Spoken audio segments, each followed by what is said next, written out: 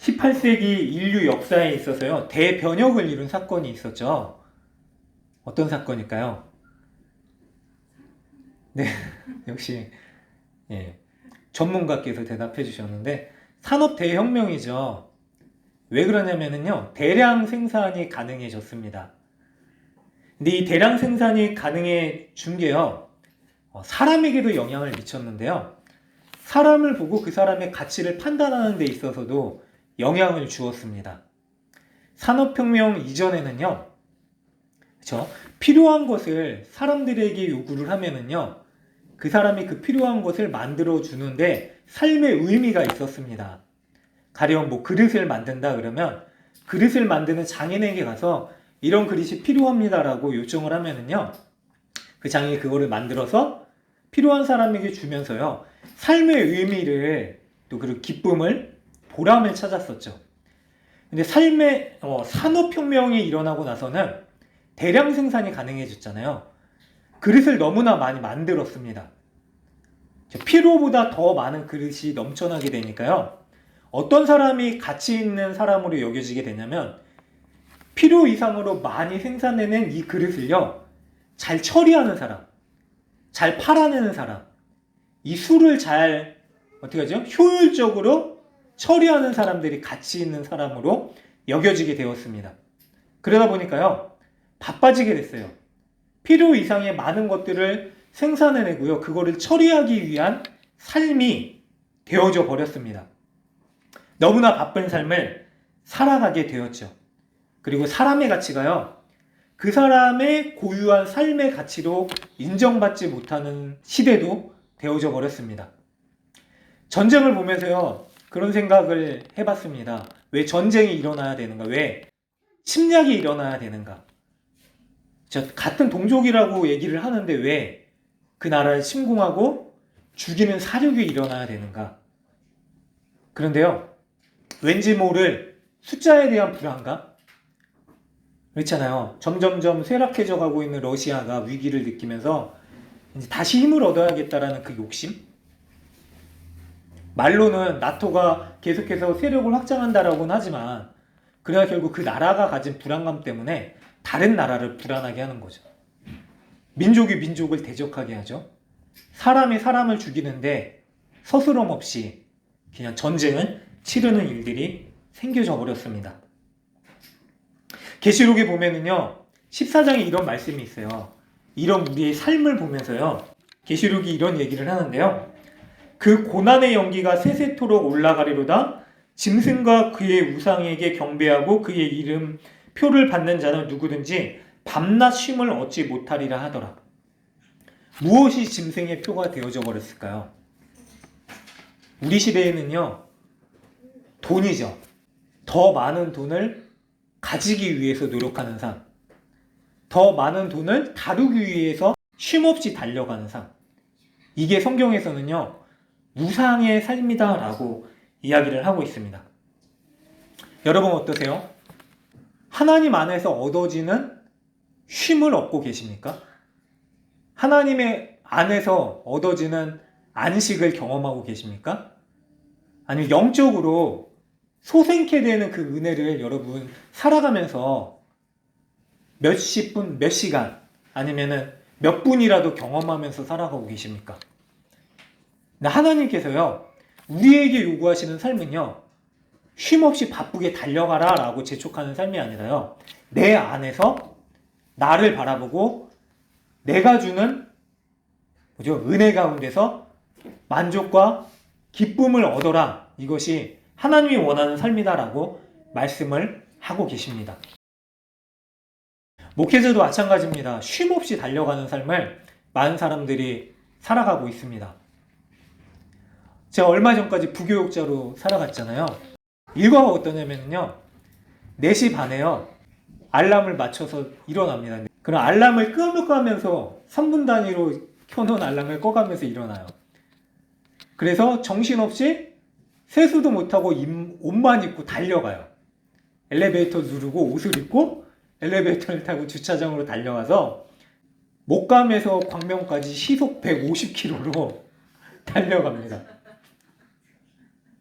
그게 삶이에요. 근데 달려가면서도 내가 왜 이런 삶을 살아야 되는가? 이게 하나님 앞에 나아가는 기쁨의 삶인가라는 고민을 해요. 차를 대충 세워놓고 또 3층이에요. 예배당이. 본당을 향하여 뛰기 시작합니다. 열심히 뛰어서 헉헉거리는 숨을 거두고 다행히 예배 시작하기 전에 들어가면 감사한 거고 이 너무나 서글픈 삶이죠. 그리고 저녁에 가끔 신방이 없으면 일찍 들어가기도 하지만 신방이 잡히면은 또 뭐 시간을 기약할 수 없고 수요일이나 금요일은 또 저녁 예배가 있으니까 어쨌든 그런 쳇바퀴 같은 삶을 살아갑니다. 근데 문제는 뭐냐면요. 제 안에 점점 하나님의 은혜와 하나님과 함께하는 기쁨이 사그라들기 시작하는 거예요. 하나님을 만나서요. 하나님이 주시는 놀라운 은혜를 경험하는 그 기쁨이 없어지기 시작했다라는 거예요. 목사가 되면은 저 다른 일을 하지 않고 하나님을 알아가고 하나님과 함께하는 삶을 살 거라고 생각을 하는데 그게 아니다라는 거죠. 왜냐면 하나님을 알아가고 찾아가는 그 기쁨이 아니라 다른 일이 더 많아지기 시작할 때 우리는 그런 삶을 살아가게 됩니다. 가끔 교회에요. 힘든 삶을 살아가는 분들이 오세요. 그러니까 좀 물질이 필요해서 지금 당장 먹을 게 없어서 찾아오시는 분들이 계신데 한 번은 그 은색 정장을 차려입으신 한 40대 중반 되시는 분이 오셨어요. 머리가 짧고 흉터가 있으시더라고요. 저밖에 없는 거예요. 사무실에 하필이면. 제가 얼마나 유순하게 생겼습니까. 근데 그분이 저를 딱 보시더니 앉으래요. 저를. 그래서 아니 여기 오신 분이 손님이신데 그냥 앉았죠. 소파에 앉아서 얘기를 하는데 이제 교도소에서 출감을 하셨대요. 근데 당장 돈이 없으셔서 좀 은혜를 구하고자 오셨대요. 너무나 힘들대요, 삶이. 그래서 자기가 이렇게 계속 힘들면은 어떤 일을 저지를지 모를 것 같다라고 얘기를 하시는 거예요. 그러면서 너무 힘들어서 너무 괴로우니까 자기를 좀 도와달라고 얘기를 하셔서 저도 도와드리고 싶은데 어떻게 해야 되나 이제 뭐 제가 가끔 너무 자주 오시니까 그냥 도시락 사드릴 돈? 그 정도 이제 도시락 사드리거나 좀 이렇게 나눠드리곤 했었는데 그분이 갑자기 힘들어 죽겠다라고 얘기하시다 저를 딱 보시는 거예요. 그러더니 목사님 왜 이렇게 힘들어 보이시죠? 나도 힘든데 목사님은 왜 이렇게 힘들어 보이세요? 그러는 거예요. 그래서 제가 그랬죠. 저도 힘들어요. 맞아요. 제가 힘들어요. 근데 어떡하죠? 도와드리고 싶은데 제가 도와드릴 수 있는 게 뭐 얼마 안 됩니다. 그리고 보내드렸던 기억이 있습니다. 목사가 돼도요. 그렇죠. 삶이 하나님이 아닌 다른 것 때문에 바빠지기 시작하면은요. 그게 나타나더라고요. 성도님들이 인사처럼 하시는 게 그거예요. 목사님 바쁘시죠? 힘드시죠? 그렇게 보였나 봐요.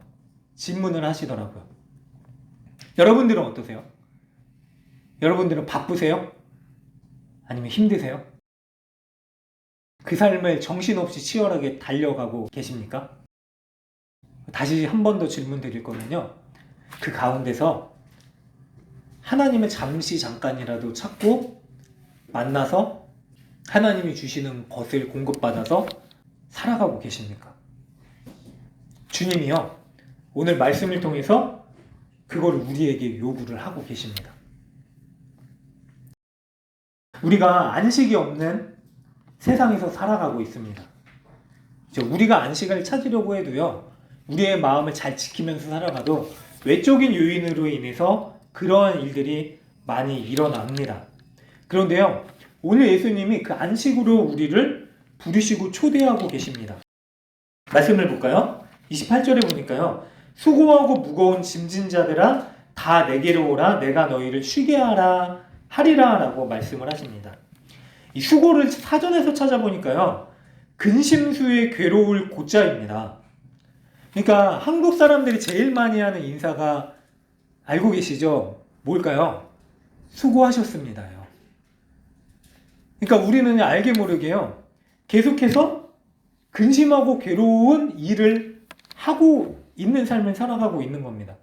근데 그 삶을 잘 감당하고 있습니다 라고 인사를 하는 거죠. 고생스러운 인생이 인사 가운데 배어 있습니다. 그런데요, 그 수고하고 무거운 짐진 자들을 예수님께서 불러주십니다. 안식을 주시겠다라고 하시는 거죠. 그러면 안식이 무엇일까요? 이사야 58장에 보면은요, 이 안식에 대해서 얘기를 하고 있는데, 어떻게 얘기를 하냐면, 만일 안식일에 대해서 얘기를 하고 있어요.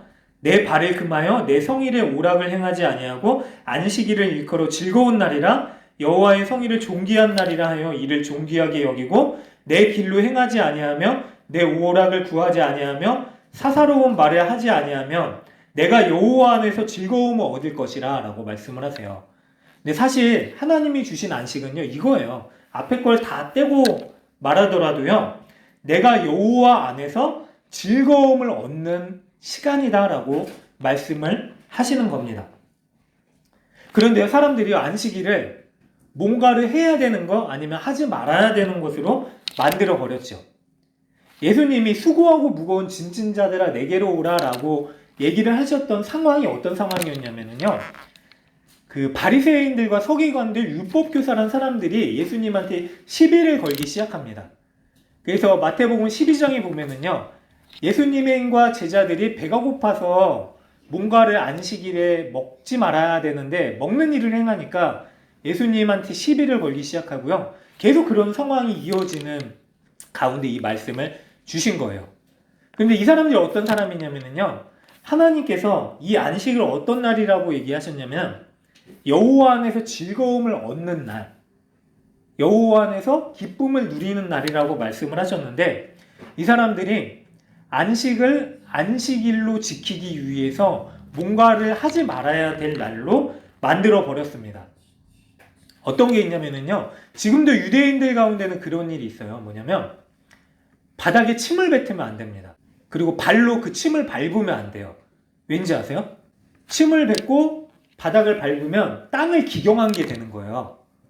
또 많이 들어보셨겠지만 사바스 엘리베이터라고 있어요. 그래서 엘리베이터를 유대인 건물에는 층층마다 그냥 자동으로 안식일에 다 서도록 하는 것. 머리를 그렇죠, 묶어서도 안 된다고 해요. 뭐 여러 가지 제약이 있는 거죠.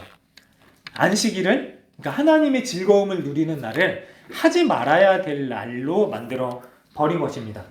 근데 그럼 그들을 향해서 예수님이 그거 아니다 라고 말씀하시면서요, 안식일은 내게로 오는 날이다 라고 말씀을 하시는 거예요. 그리고 내게로 오면 너희들이 뭔가를 하지 말아야지 얻을 수 있을 것 같았었던 쉼과 안식, 마음의 평안을 얻을 것이다. 내게로 나와라 라고 말씀을 하시는 것입니다. 왜 예수님이 내게로 오라고 말씀을 하셨을까요? 우리가 읽지는 않았지만은요, 27절에 보니까 아버지와 만나는 일에 연관이 있는 거예요. 그러니까 예수님을 향해서 나아가는 길이요, 아버지를 만나는 길이다라고 말씀을 하는 겁니다. 그러면 아버지를 만나는 게 왜 쉼이 될 수 있을까요? 우리가 어렸을 때를 기억해 보면은요, 가끔 저희 아들이 힘들어할 때가 있습니다. 뭐냐면 블럭을 만들거나 아니면 뭔가 자기 마음대로 되지 않았을 때 힘들어해요. 힘들다가 그래도 계속 하려고 하다가 힘들면은 낑낑거리다가, 그리고 제가 옆에 있어요. 그럼 아들이 뭐라 그러냐면 엄마 도와줘 그래요. 그럼 제가 아빠가 다 해줄게, 아빠한테 와 라고 얘기를 해요. 근데 결국은 아빠한테 오죠. 그리고 아버지가 다 해준 일을 아들에게 경험시킵니다. 우리가 그렇게 자라왔어요. 사실 그 대상이 아버지든 어머니든 부모님께서 우리가 부르고 부모님께 갔을 때 부모님이 해주시는 일을 경험했습니다. 만약에 제가 아들에게 어려운 일이 있을 때 이런 방식이 제일 합당하고 타당하니까 이렇게 하면 해결된다라고 얘기를 하는 것과, 어렵고 힘들어? 문제가 생겼니? 나한테 와. 가지고 와. 라고 얘기를 하는 거랑 어떤 게 더 자녀에게 있어서 힘이 되는 말일까요? 당연히 그냥 아빠한테 가지고 와 라고 하는 말입니다. 예수님이 우리를 부르시는 초청은요, 대상이 그 사람들이에요. 누구냐면 자기가 잘 알고 있고 잘 지키고 있고 유능하다라고 생각했었던 당시의 종교 지도자들이 아니라 근심하고 수고하고 어려움을 가지고 고통 가운데 있는 자들을 향해서요, 수고하고 무거운 짐진 자들아 내게로 와라. 뭐 제자 훈련을 마친 자들아, 아니면은 특별히 기도를 하고서 뭐 신앙을 가지고 내게로 와라 라고 말씀을 하시는 게 아니라요, 먼저 내게로 와라 그러면은 쉼을 얻으리라 라고 말씀을 하고 계십니다. 우리가 그런 은혜를 지금까지 경험하면서 살았어요. 우리가 그럴 만해서 하나님 앞에 나온 게 아니라요, 하나님께서 우리를 먼저 불러주셨기 때문에 우리가 하나님 안에서 얻어지는 은혜를 누릴 수 있게 되는 삶이었었습니다. 알게 모르게 그런 삶을 경험해 왔습니다. 그게 하나님께서요, 그렇죠? 불러주신 사람들에게 가장 먼저 은혜를 주시기 위해서 경험하게 하시는 가장 먼저 된 일입니다. 내게로 와라.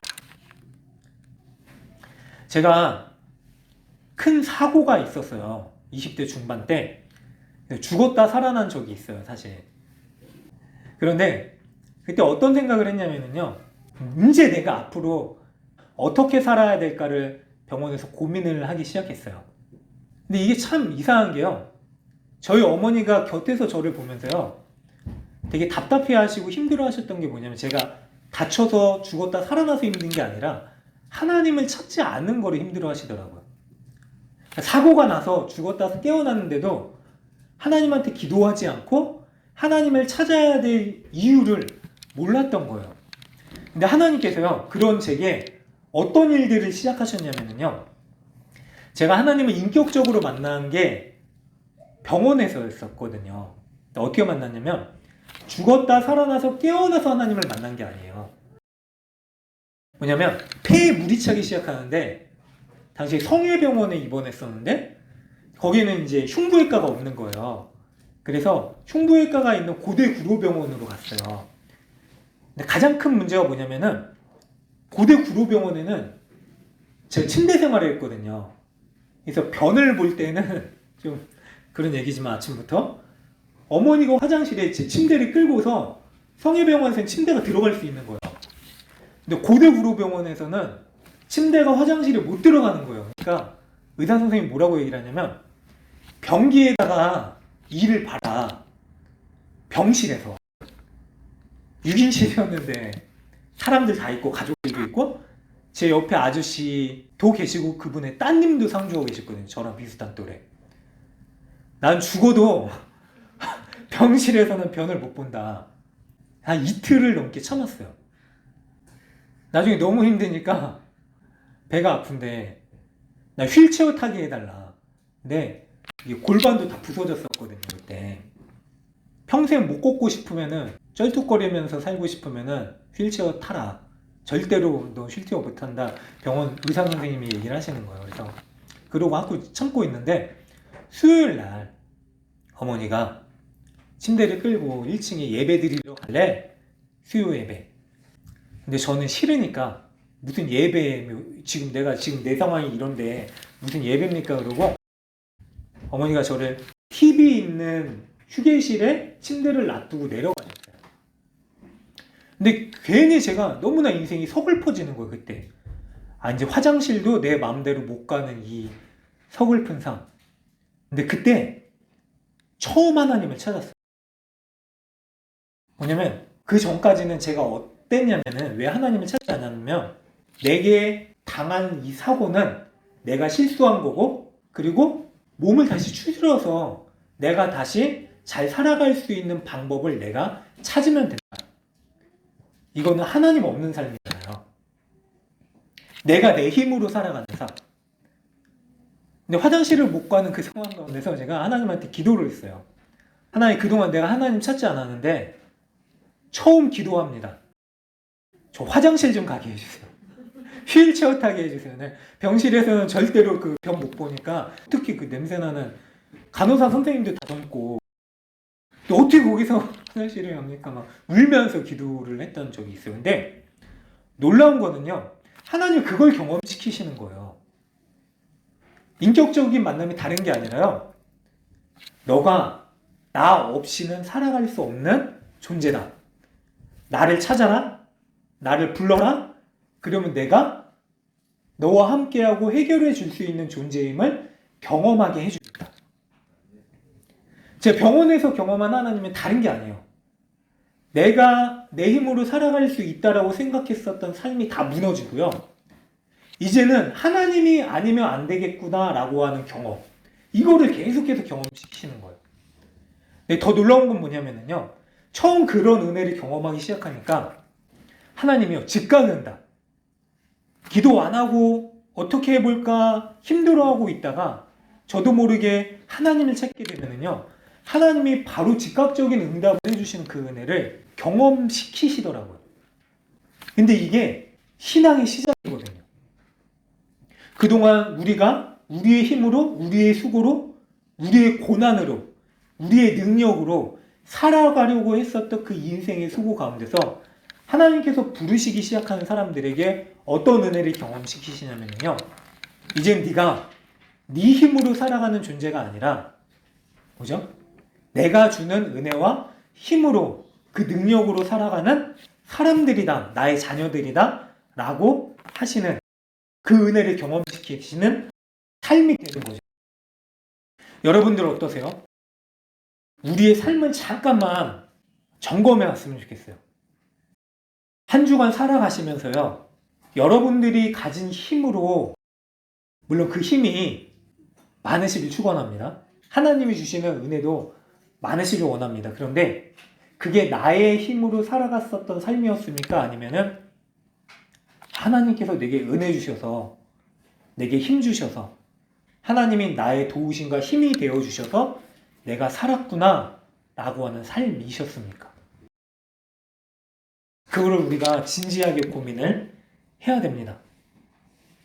하나님이 안식을 주신 이유가 그거예요. 다른 게 아니라 우리가 그냥 아무것도 안 하고 쉴 수 있는 그런 즐거운 삶을 살기 위해서 주신 게 아니라, 안식일에 대한 계명을 하나님께서 이스라엘 백성들에게 주신 대목을 살펴보면 출애굽기 14장에 이렇게 말씀을 하세요. 너희는 두려워 말고 가만히 서서 여호와께서 오늘날 너희를 위하여 행하시는 구원을 보라. 너희가 오늘 본 애굽 사람을 또 다시는 영원히 보지 못하리라. 여호와께서 너희를 위하여 싸우시리니 너희는 가만히 있을지라. 하나님께서 행하시는 구원을 보게 될 것이다. 그거를 경험하는 날이 바로 안식일이고, 그리고 안식 가운데 살아가는 삶이다라고 말씀을 하시는 겁니다. 하나님께서 이루시는 구원을 경험하며 살아가고 있는가? 아니면 내가 나의 구원을 이루기 위해서 살아가고 있는가? 그게 예수님께서 나에게 오라라고 했을 때 예수님께서 나아가는 삶인가? 아니면은 예수님께서 내 삶의 자리에 오십시오라고 예수님을 불러서 예수님의 힘을 나의 힘으로 만들고 살아가는 삶인가의 차이입니다. 사랑하는 여러분들, 우리는 하나님 없이는 살 수 없는 사람들입니다. 그래서 이 자리에 있는 것입니다. 그게 우리가 이 자리에 있는 유일한 목적이에요. 그 은혜를, 그리고 그 삶을 회복하시는 저와 여러분들 되시기를 간절히 소망합니다. 자, 그러면서 하시는 말씀이요, 29절에 보니까 나는 마음이 온유하고 겸손하니 나의 멍에를 메고 내게 배우라. 그리하면 너의 마음이 쉼을 얻을 것이다 라고 말씀을 하세요. 그러니까 예수님이요, 수고하고 무거운 짐진 자들이 쉬게 할 건데, 근데 어떻게 쉬게 하냐면은 내 멍에를 메고 나한테 배우면은 너희가 쉼을 얻을 것이다 라고 말씀을 합니다. 멍에가 무엇입니까? 멍에는 소가, 그렇죠, 밭에 가는 쟁기를 지거나 짐을 질 때 소가 매는 거죠. 그런데 이스라엘 멍에에 특징이 있는데 우리나라 멍에와는 약간 다르다고 해요. 우리나라 같은 경우에는 한 마리의 소가 멍에를 하나를 집니다. 그리고 짐을 끌고 가죠. 근데 이스라엘 같은 경우에는요, 멍에를 소 2마리가 지게끔 되어 있대요. 그래서 어떻게 지고 가냐면은 소 2마리가 함께 짐을 지고 가는 거예요. 밭을 갈아야 될 쟁기를 끌고 가는 겁니다. 근데 그럴 때 가끔 어떻게 소를 이렇게 짐을 내게 하냐면은 어미소와 송아지가 함께 멍에를 메고 가게끔 하는 일이 있었대요. 왜 그러냐면은 이 송아지가 멍에를 메는 방법을 배우기 위해서, 이 멍에를 쥐고 어떻게 걸어가야 되는지를 알게끔 하기 위해서 그런 일들을 하게끔 했다라고 합니다. 그러면은 송아지의 입장에서는 볼게요. 송아지는 어미가 지고 가는 이 짐의 멍에가 더 많기 때문에요, 이 송아지는 가벼운 멍에를 상대적으로 질 수밖에 없죠. 근데 조건이 하나 있습니다. 그렇죠?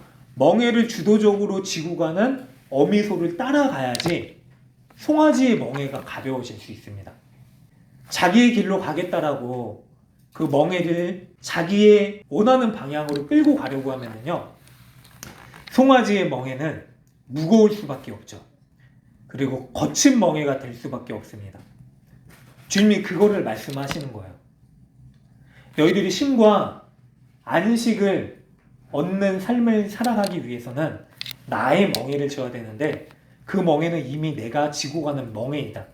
그러나 그 멍에를 나와 함께 지고서 나와 같은 방향으로 진정한 안식이 있는 자리로 걸어갈 때에 너희들의 멍에는 쉬울 것이고 거치는 멍에가 되지 않을 것이고, 그리고 그 멍에는 진정한 쉼과 안식을 너희들에게 줄 것이라고 말씀을 하는 것입니다. 어떻게 그럴 수 있을까요? 사람들은 저마다요, 자기의 방법으로 구원을 이루려고 했습니다. 보면은 많은 종교들이 있잖아요. 사람이 만든 종교죠. 근데 그 많은 종교들이 택한 방법이 자기의 노력으로 구원을 이루려고 했었던 게 사실 무거운 멍에를 지는 거예요. 노력을 하면 할수록 더 고난과 수고의 멍에를 지는 거였습니다. 어떤 종교는요, 무릎을 꿇고 기어서 목적지까지 기어가면서, 그렇죠, 계속 기도하고 기어가고 기도하고 기어가는 멍에를 지우기도 했고요. 또 어떤 종교는요, 먹지 않고 나무 아래서 진정한 비움을 경험하기 위해서 그런 멍에를 지는 곳도 있었습니다. 사실 유대인들도 마찬가지였어요. 내가 율법을 온전히 지키기 위한 방법들을 멍에로 만들어 놓고요, 그 멍에를 지지 않는 다른 사람들을 괴롭게 하는 일들을 했거든요. 그런 사람들을 향해서 주님이 말씀하시는 거예요. 그거 멍에 아니다. 너희들이 진정한 구원과 안식을 얻기 위해서는 그게 아니라 나의 멍에가 지어지는, 나와 함께하는 그 삶을 살아가면 된다. 그게 바로 십자가의 멍에죠. 십자가에 있어서는요, 우리가 할 수 있는 거, 해야 되는 게 아무것도 없습니다. 그저 예수님께서 지신 그 십자가를 바라보면 되는 거죠. 그런데요, 하나님께서요, 이 미련하고도 말도 안 되는 방법을 통해서요, 우리에게 참 구원과 안식의 길을 열어주셨습니다. 십자가진 예수를 바라봐라. 그리고 그 십자가의 길로 나와가라. 이게 너희에게 구원을 주는 내 유일한 방법이다라고 말씀을 하시는 거죠. 그리고 그 길에 우리의 진정한 쉼이 있습니다. 진정한 안식이 있습니다. 그리고 유일한 기쁨이 있습니다. 그게 바로 구원을 이루신 하나님의 놀라운 방법입니다. 여러분, 그 십자가의 길에 참여하는 자로서 어떻게 즐거움과 기쁨을 누릴 수 있을까요? 사실 십자가라는 이 단어가 우리에게 어떻게 들려지냐면요, 고난이잖아요. 부담입니다. 어려움입니다. 근데 하나님은요, 그걸 즐겁게 여기라라고 말씀을 하세요. 어떻게 그런 즐거움을 누릴 수 있을까요? 그 안으로 뛰어 들어가는 것밖에 없습니다. 처음에 말씀드렸잖아요. 안식은 하나님의 즐거움을 경험하는 거다라고 아까 이사야서에서 말씀을 드렸어요. 그 즐거움을 경험하기 위해서는요, 안으로 깊이 뛰어 들어가는 거예요. 물을 즐기기 위해서는요, 물 안으로 들어가는 겁니다. 물 안에서 즐거워하는 거죠. 게임을 즐기기 위해서는요, 게임의 몰입감을 위해 사람들이 큰 화면을 이렇게 준비하기도 하잖아요. 그 안으로 깊이 들어가는 거예요. 그 안에서, 그렇죠, 몰입되어져 가는 겁니다. 구원을 주신 하나님의 은혜, 하나님의 안식, 십자가의 구원의 기쁨을 경험하기 위해서 우리가 해야 될 것도 그겁니다. 하나님 안으로 깊이 들어가야 됩니다. 하나님 안에서 즐거움을 경험해야 됩니다. 그게 최선의 방법입니다. 우리가 이 주일을 안식일로 지킵니다. 사실 안식일은요, 토요일이에요. 7일째 되는 날이 일요일부터 시작하거든요. 첫째 날, 일, 월, 화, 수, 목, 금, 토. 토요일이 7일째 되는 날인데, 우리는 그럼 왜 첫날 일요일을 주일로 지키고 있냐면요, 주님께서 십자가에 달려 죽으신 그날, 금요일이잖아요. 성금요일 우리가 지키거든요. 금요일로부터 3일째 되는 날, 금, 토, 일. 이 날이 새 생명의 기쁨을 얻게 된 날, 그래서 기쁨의 날, 새로운 생명을 얻은 즐거움에 참여하는 날로 우리가 지키는 게 주일이 되었죠. 우리에게 있어서 안식을 기억하고 고백하고 지키는 날은 일요일입니다. 주일 아침에 주님께서 십자가에 죽으셨지만 그로 인하여서 내게 주신 새로운 생명과 삶을 우리가 즐겁게 누리는 거예요. 그래서 잠시 잠깐 이 시간을 하나님 앞에 누림으로 인해서 우리에게 주어진 모든 시간, 모든 삶, 모든 날들을 하나님께서 내게 주신 날로 기억하고 경험하면서 살아가는 복된 시간이 되는 것입니다. 그래서 이 시간에 의미를 두고 우리가 모이는 거죠. 그러나 여기서 그치는 게 아닙니다. 이곳에서요, 주님으로 인하여서 즐거운 그 시간을 경험하고요, 다시 우리의 삶 속으로 들어가서요, 사실 주일이라고는 하지만 주일이 일요일만 주일이 아니거든요. 주일부터 시작해서 우리에게 주어진 모든 날이 주일입니다. 그거를 즐겁게 여기면서 살아가는 삶이, 우리의 삶이 되어져야 되는 것입니다. 사랑하는 여러분들, 그래서 우리는요, 아버지의 안식 안에서 안식을 향하여 나아가는 사람들입니다. 시편 3편에 보면은요, 이런 말씀이 있어요. 내가 누워 자고 깨었으니 여호와께서 나를 붙드심이로다. 천만이 나를 에워싸 진친다 하여도 나는 두려워하지 아니하리라. 자고 일어나는데 아버지가 붙들어 주심을 경험했대요. 근데 그 상황이 어떤 상황이냐면 천만인이 나를 진치고 두렵게 하는 상황이래요. 근데 평안히 잠을 잘 수 있는 삶.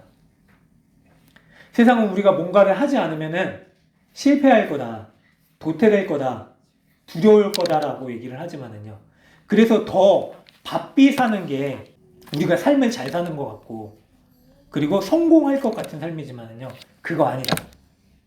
평안히 쉬어라. 내 안에서. 겹겹이 둘러싸인 것 같은 두려움이 너를 엄습할지라도 내 안에 있으면 평안할 것이다. 내가 주는 힘과 위로의 자리로 나와라 라고 주님이 오늘도 우리를 초청하고 계십니다. 그 시간을요, 여러분들이 꼭 붙드시길 바랍니다. 바쁘고 두려울 수밖에 없습니다. 하나님한테 시간을 내어드리는 것만큼 우리 삶에서 해야 될 일들을 하지 못할 것 같아요. 근데 그거는요, 하나님이 채워주십니다. 우리에게 가장 필요한 건 뭐냐면요, 하나님 앞에 나아가서요, 다시 하나님을 붙들고 우리의 삶의 방향을 조정하는 거예요. 신대원 시절에요, 꼭 빼놓지 않았었던 게 있어요. 안 빼놓으려고 했죠. 뭐냐면 한 11시쯤 돼서 그 산속에 학교가 있었거든요. 산속에 기숙사 뒤에 자그마한 교회가 하나 있어요. 거기에 가서 앉아 있는 거예요. 뭐 사역도 준비해야 되고 과제도 많아요. 근데 제가 공부를 그렇게 잘하진 않았는데 어쨌든 꼭 빼놓지 않으려고 했던 게 하나님 앞에 가서 앉아 있었던 시간. 왜 그렇게 말씀드리냐면요. 사실 기도하려고 간 거거든요. 근데 기도가 되지 않을 때가 많아요. 또 옆에서 어떤 분들은요, 꼭 그 시간대에 만나는 분들인데, 막 기도하시는데, 가래 끓는 목소리로 막 이러시는 분들 계시고, 막 소리를 너무 크게 지르시는 분, 막 벽을 치시는 분, 막 산속에서 막 엄청 고래고래 소리 치시는 분들도 계시고, 이럴 때는 사실 이제 기도가 잘 안 되죠. 어떨 땐 삶이 너무 힘드니까 내가 왜 이러고 살아야 되는가? 또 원치 않는 어려움을 만났을 때, 기도했었던 제목이 이루어지지 않고 학생 중에 어려움을 겪거나 기도했었던 성도님들이 아픔을 겪는 일들을 경험하면 이게 뭔가라고 하면서 뭘 했냐면요, 그 자리에 앉아 있는 거예요. 근데 그게 저한테 있어서는요, 제일 큰 힘이 되는 시간이에요. 아무것도 하지 않아도 아버지 앞에 나가서 앉아 있다 오는 시간. 쉬다 오는 거죠, 제 영혼이. 한숨만 쉬다 올 때도 있어요. 1시간 동안. 뭡니까 이게? 어떨 땐 누워 있어요. 쪼그려 앉아가지고. 근데 그게요, 우리가 살아갈 수 있는, 힘 얻을 수 있는 시간이에요. 여러분, 수고로우시죠? 인생이 쉽지 않으시죠? 저보다 더 많은 일을 경험하신 인생의 선배님들이시잖아요. 그럴 때 우리가 다시 한 번 더 기억해야 될 것, 주님이 부르신 자리로 가서요, 그 자리에 거하시면서요, 시편 3편처럼요, 내가 누워서 자고 깨었으니 여호와께서 나를 붙들고 계셨구나 라고 하는 그 놀라운 안식을 경험하시기를 간절히 소망합니다. 그 시간을 꼭 찾으세요. 바쁘시더라도 1분은 좀 짧잖아요. 5분이라도 집에서 그냥 정해진 자리, 그 시간 가면은 그냥 우리 몸이 기억하잖아요. 여기는 하나님 만나는 자리다 라고 하는 자리를 꼭 만드시거나, 아니면 직장에서도 내 자리, 딱 이 시간만큼, 이 기억만큼은 내가 하나님 안에서 다시 앉아서, 아니면은 시작하는, 하나님 위로를 얻는 그 은혜의 자리, 은혜의 시간을 꼭 경험하시는 저와 여러분들 되시기를 간절히 소망합니다.